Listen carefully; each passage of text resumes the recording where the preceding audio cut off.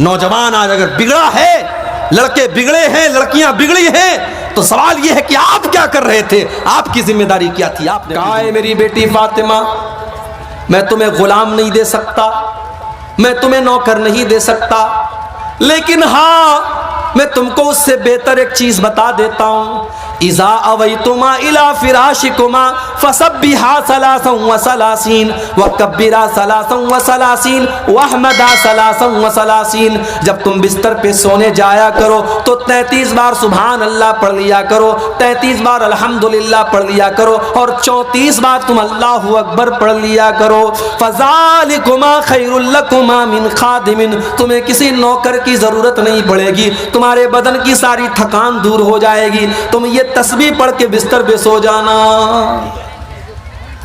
نبی نے اپنی بیٹی کو تسبیح سکھائی ہے، اور ہم نے اپنی بیٹی کو کیا سکھایا ہے؟ کٹیہار کے انگلش میڈیم میں ہمارا بچہ پڑھتا ہے، ہماری بیٹی پڑھتی ہے، اسکول کا پروگرام ہوا، سالانہ فنکشن ہوا، اینول فنکشن ہوا، سج سنور کے ہم بھی گئے، اپنی محترمہ کو بھی لے کے گئے، وہاں ہماری 10 سال کی لڑکی ناچ رہی ہے بالی ووڈ کے کسی گانے پر، اور ہم ویڈیو بنا رہے ہیں اور اسٹیٹس لگا رہے ہیں اور پورے خاندان کو دکھا رہے ہیں، دیکھو میری بیٹی میرا نام روشن کر رہی ہے، کتنا اچھا ڈانس کیا ہماری بیٹی۔ نبی نے اپنی بیٹی کو تسبیح سکھائی، اور ہم اپنے بچوں کو گانا سکھایا۔ جو بو گے وہ کاٹو گے، جو اپنے بچوں کو سکھاؤ گے کل بڑے ہو کر کے وہی سیکھیں گے میرے بھائی۔ نبی نے اپنے بچوں کو تسبیح سکھائی، تربیت آپ کرتے ہیں۔ نوجوان آج اگر بگڑا ہے، لڑکے بگڑے ہیں، لڑکیاں بگڑی ہیں، تو سوال یہ ہے کہ آپ کیا کر رہے تھے؟ آپ کی ذمہ داری کیا تھی؟ آپ نے اپنی ذمہ داری کو کتنا نبھایا؟ نبی اکرم نے کیسی تربیت کی اپنے بچوں کی؟ یہ کیسا شور آ رہا ہے؟ اچھا ادھر کچھ میرا ہوگا۔ صحیح مسلم کے الفاظ ہیں، اللہ کے نبی اپنی بیٹی فاطمہ سے ملنے کے لیے جاتے ہیں، بڑے غور سے سننا میری ماں بہنوں، رات کا ٹائم ہے، شام کا ٹائم ہے، اللہ کے نبی اپنی بیٹی فاطمہ کے گھر پہنچے، دروازے پر پہنچے، کوئی چیز آپ کو نظر آئی، آپ کے چہرے پر ناگواری کا اثر ظاہر ہوا، کچھ ایسا تھا جو آپ کو برا لگا اور آپ واپس چلے آئے۔ بیٹی کو پتا چلا میرے ابا آئے تھے اور آ کر کے واپس چلے گئے۔ بیٹا ہوتا تو دھیان نہ دیتا، لیکن بیٹیاں بہت دھیان دیتی ہیں، بیٹیاں بہت دھیان دیتی ہیں۔ بیٹی تو اپنے ماں باپ کا چہرہ دیکھ کر کے پڑھ لیتی ہے کہ ابا ناراض ہے، اماں ناراض ہے، ماں بیمار ہے، باپ بیمار ہے، بیٹی سسرال میں ہے، موبائل پر کال گیا، بیٹی تیرے ابو کی طبیعت بہت خراب ہے، وہ بچاری اپنے سارے کام دھام چھوڑ کر کے دوڑی دوڑی آتی ہے کہ میرا باپ بیمار ہے، پہلے میں اپنے باپ کی حال چال لے لوں، اس کے بعد کام ہوتا رہے گا۔ بیٹا اسی گھر میں رہتا ہے، کام دھام کرتا ہے، باپ بستر پہ پڑا ہے، بیٹے کو فرصت نہیں ہے کہ اپنے باپ کو ایک نظر آ کر کے دیکھ لے، اس سے 2 منٹ بات کر لے۔ اس کے بعد بھی ہم لوگ بیٹوں کے لیے تڑپتے ہیں، اور بیٹیاں پیدا ہوتی ہیں تو ماتھے پر بل پڑ جاتا ہے۔ حضرت فاطمہ کو پتا چلا ابا جان آئے تھے، واپس چلے گئے، فوراً پھر حضرت علی کو بھیجا کہ جا کر کے پوچھو کہ کیا بات ہے، ہم نے کون سی غلطی کر دی۔ حضرت علی آتے ہیں، اے اللہ کے نبی کیا بات ہے، آپ ہمارے گھر پر آئے اور دروازے سے واپس چلے گئے، اے اللہ کے نبی اگر کوئی خطا ہو گئی، کوئی غلطی ہو گئی تو بتا دیجئے۔ نبی اکرم نے کیا فرمایا، اے علی جب میں اپنی بیٹی کے گھر پہنچا میں نے دیکھا کہ میری بیٹی کے دروازے پر جو پردہ لٹک رہا ہے وہ بڑا ڈیزائن دار ہے، فرأیت علی بابہا سترا موشیا، میں نے دیکھا کہ میری بیٹی کے دروازے پر جو پردہ لٹک رہا ہے اس پر بڑے ڈیزائن بنے ہوئے ہیں، بہت بڑی تصویریں بنی ہوئی ہیں۔ اے علی مالی وللدنیا، جب میرا دنیا سے کوئی لینا دینا نہیں ہے، جب میں نے ساری زندگی دنیا سے اپنے آپ کو دور رکھا، میں نے دنیا کی رنگینیوں سے اپنے آپ کو دور رکھا، تو اے علی میری بیٹی فاطمہ کے گھر کے اوپر یہ ڈیزائن دار پردہ کہاں سے آ گیا؟ جاؤ میری بیٹی سے کہہ دو وہ پردہ ہٹا کر کے مدینہ کے غریبوں میں تقسیم کر دے۔ یہ ہوتی ہے، یہ نبی کی زندگی تھی، یہ نبی کے صحابہ کی زندگی تھی، یہ نبی کے اہل بیت کی زندگی تھی۔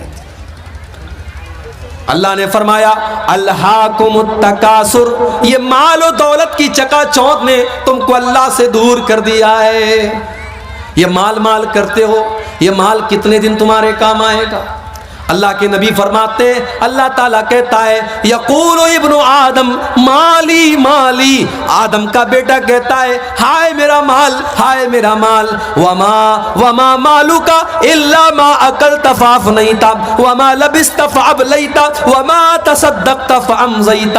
اللہ کے نبی فرماتے ہیں کہ تیرے مال کی کیا حقیقت ہے، یا تو نے پہن کر کے پرانا کر دیا، یا تو نے کھا کر کے ختم کر دیا، یا تو نے اللہ کی راہ میں دان دے دیا، صدقہ کر دیا، خیرات کر دیا اور آخرت کے لیے آگے بڑھا دیا. یہی تو تیرا مال ہے. اور کیا تیرا مال ہے؟ جو تو چھوڑ کے جاتا ہے وہ تو دوسروں کا ہو جاتا ہے. تیرا کیا ہے؟ تیرا کیا ہے؟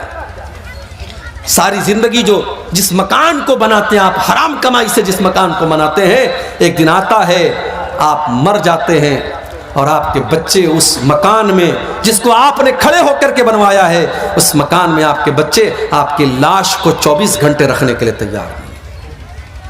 انسان مر گیا، 24 گھنٹے کوئی ڈیڈ باڈی کو رکھنے کے لیے تیار ہے. بیوی کو بہت محبت ہے شوہر سے، بیوی کی آنکھوں میں آنسو بہ رہے ہیں، بیٹے رو رہے ہیں، مگر بیٹا ایک بار بھی نہیں کہتا میرے ابا جان کو میرے پاس رہنے دو. سب لوگوں کو فکر ہے جلدی سے قبر تیار ہو جائے، جلدی سے جنازہ پڑھی جائے، ابا کو دفن کر دیا جائے. کوئی مردے کو رکھنے کو تیار نہیں ہے. او لوگوں، تمہاری ویلو ختم ہو گئی، تمہاری حقیقت ختم ہو گئی. موت کے آتے ہی تمہاری اوقات تم کو پتہ چل گئی.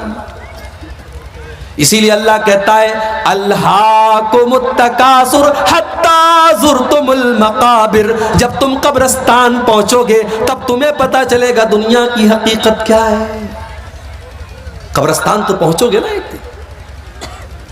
دنیا میں فارچونر گاڑی کی سواری کرنے والا، 1-1 کروڑ کی گاڑی سے چلنے والا، 4 لوگوں کے کندھوں پر آج جنازے کی شکل میں جا رہا ہے. جو اپنے شیمپو سے، اپنے فیوریٹ شیمپو سے نہایا کرتا تھا. بہت ساری عورتیں ڈف شیمپو لگاتی ہیں، کوئی دوسرا شیمپو لے آؤ تو برا مان جاتی ہیں. بہت سارے لوگ لکس صابن سے نہاتے ہیں، ان کو دوسرا صابن نہیں چلتا. آج مر گیا، آج کوئی کہنے والا نہیں ہے یہ تو ڈف صابن سے نہایا کرتا تھا، آج اس کو صابن کیوں نہیں لگا رہے ہو. کوئی یہ کہنے والا نہیں ہے یہ تو گرم پانی سے نہایا کرتا تھا، آج اس کو ٹھنڈے پانی سے کیوں نہلا رہے ہو. کوئی یہ کہنے والا نہیں ہے اس کو شیمپو کیوں نہیں لگا رہے ہو، یہ تو شیمپو لگایا کرتا تھا. اتنا بے بس ہو گیا، اتنا کمزور ہو گیا، آج اس کے بدن سے کپڑے دوسرے اتار رہے ہیں، آج اس کو ننگا دوسرے لوگ کر رہے ہیں، آج اس کے بدن پر دوسرے لوگ پانی ڈال رہے ہیں. آج وہ اس لائق بھی نہیں ہے کہ وہ کلی کر سکے، وہ ناک میں پانی ڈال سکے. آج اس کی گندگی کو دوسرے لوگ صاف کر رہے ہیں. مر گیا، گھر والوں نے نہلا دیا، اب کفن کا نمبر آیا. دنیا میں کپڑا پہنتا تھا تو دکان پر جا کر کے کہتا تھا سب سے مہنگا کپڑا مجھے دکھاؤ. 1000 روپیہ میٹر والا کپڑا پہن کر کے وہ نکلتا تھا اور اپنے کپڑے کا روب جھاڑتا تھا. آج مر گیا تو معمولی کاٹن کے کفن کے کپڑے میں، سوتی کپڑے میں اس کو کفنایا جا رہا ہے. وہ یہ بھی نہیں کہتا ہے او لوگوں میں تو ریمنڈ کا کپڑا پہنا کرتا تھا، میں تو فلاں کمپنی کا کپڑا پہنا کرتا تھا، میں تو ڈینم کی، میں تو فلاں برانڈ کی جینس کی پینٹ پہنا کرتا تھا. آج سارا برانڈ ہوا ہو گیا، آج ساری کمپنیاں ہوا ہو گئیں. آج جس کپڑے میں کفنایا جائے وہ کفنایا جا رہا ہے. کفنا دیا گیا، اب لوگ آ رہے ہیں اس کو دیکھنے کے لیے. دیکھ لو آخری دیدار ہے، اب اس کو کوئی دیکھنے والا نہیں ہوگا.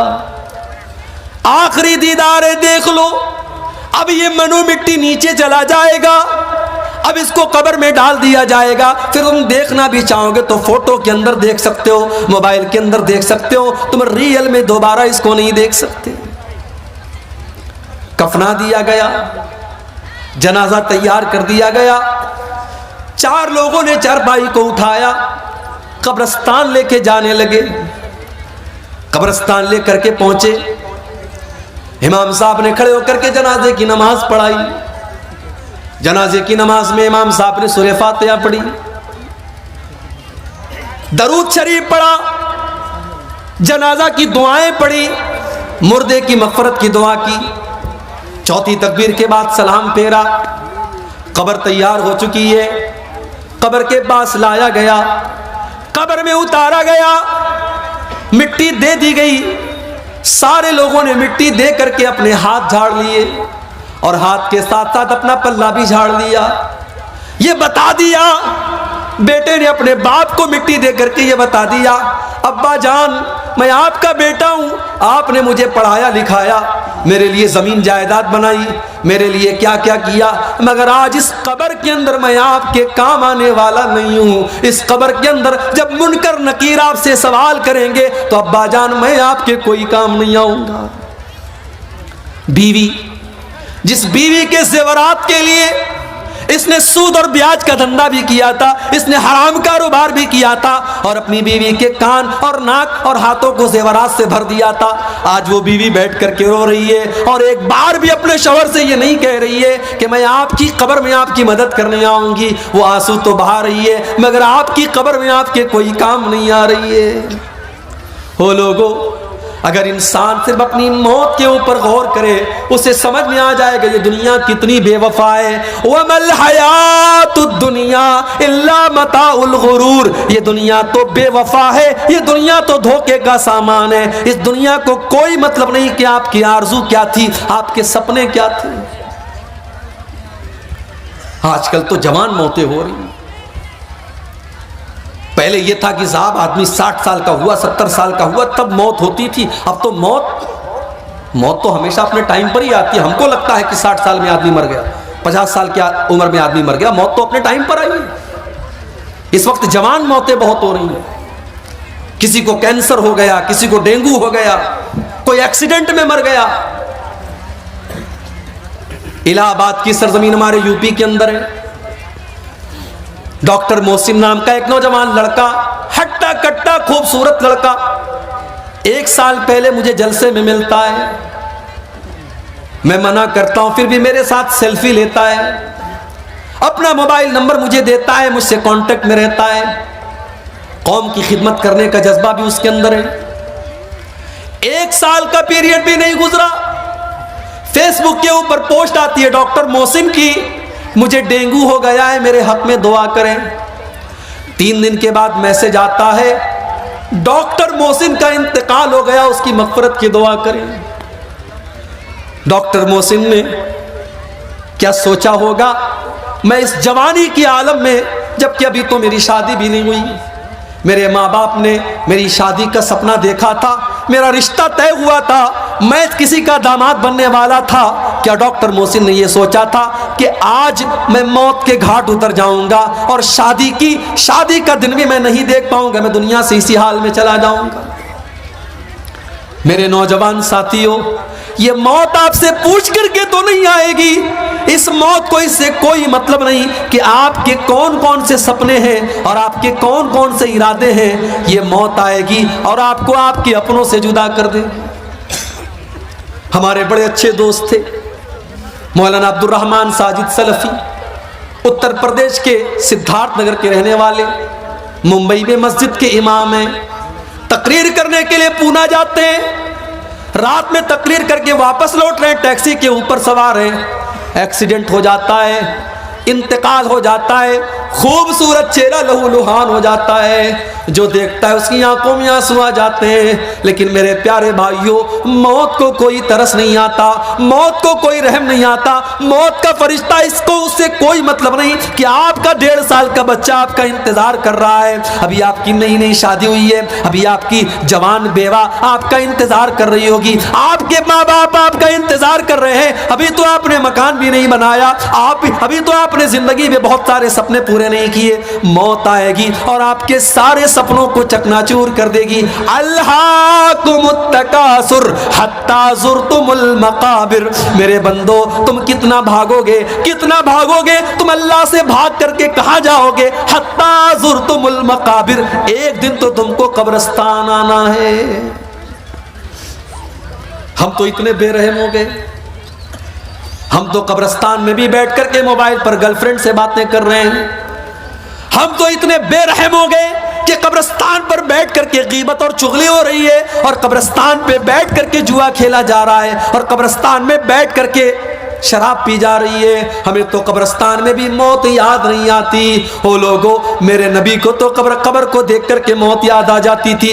ابن ماجہ کی روایت ہے، ایک انصاری صحابی کا جنازہ ہے، جنازے کو قبر میں اتارا جا رہا ہے، اللہ کے پیارے نبی اپنے صحابہ کے ساتھ قبر کے پاس بیٹھے ہوئے ہیں، اور آپ کی آنکھوں سے آنسو بہنے لگتے ہیں، اور اتنا روتے حتی بل السرا، وہاں کی زمین آپ کے آنسوؤں سے بھیگ جاتی ہے۔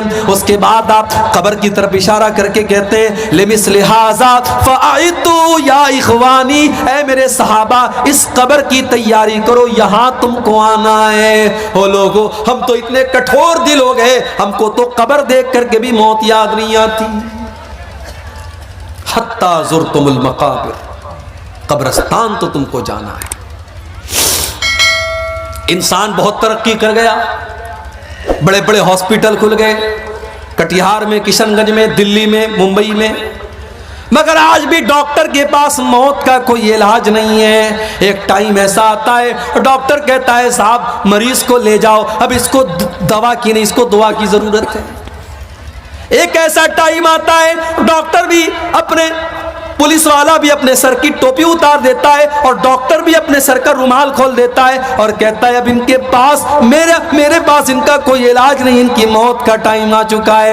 اسی لیے اللہ قرآن میں سورہ واقعہ کے اندر فرماتا ہے کلا اذا بلغت الحلقوم وانتم حینئذ تنظرون، میرے بندو جب موت کا ٹائم آتا ہے، جب روح کے نکلنے کا ٹائم آتا ہے، فلولا اذا بلغت الحلقوم وانتم حینئذ تنظرون، تم اپنی آنکھوں سے دیکھ رہے ہو کہ ایک انسان دنیا سے جا رہا ہے، اس کی موت کا ٹائم قریب ہے۔ وَنَحْنُ أَقْرَبُ إِلَيْهِ مِنْكُمْ وَلَكِنْ لَا تُبْصِرُونَ، بیوی یہ سمجھتی ہے کہ شوہر کے سب سے قریب میں بیٹھی ہوں، بیٹا یہ سمجھتا ہے کہ باپ کے سب سے قریب میں بیٹھا ہوں۔ اللہ کہتا ہے کہ تم سے زیادہ قریب تو ہم ہیں، اس مرنے والے سے تم سے زیادہ قریب تو ہم ہیں، لیکن تم کو نظر نہیں آتا، ہم تو اس مرنے والے کے تم سے بھی زیادہ قریب ہیں۔ فلولا ان کنتم غیر مدینین ترجعونہا ان کنتم صادقین، اگر تمہیں یہ لگتا ہے کہ تمہارے اوپر اللہ کا پاور نہیں ہے، اللہ کی طاقت نہیں ہے، تو ذرا مرنے والے کی روح کو واپس ڈال کر کے دکھا دو، ذرا موت سے اس کو بچا کر کے دکھا دو۔ تم نہیں دکھا سکتے، موت سے بچ نہیں سکتے تم۔ اور اسی لیے اللہ نے اپنے نبیوں کو بھی موت کے گھاٹ اتارا، نبیوں کو بھی موت آئی۔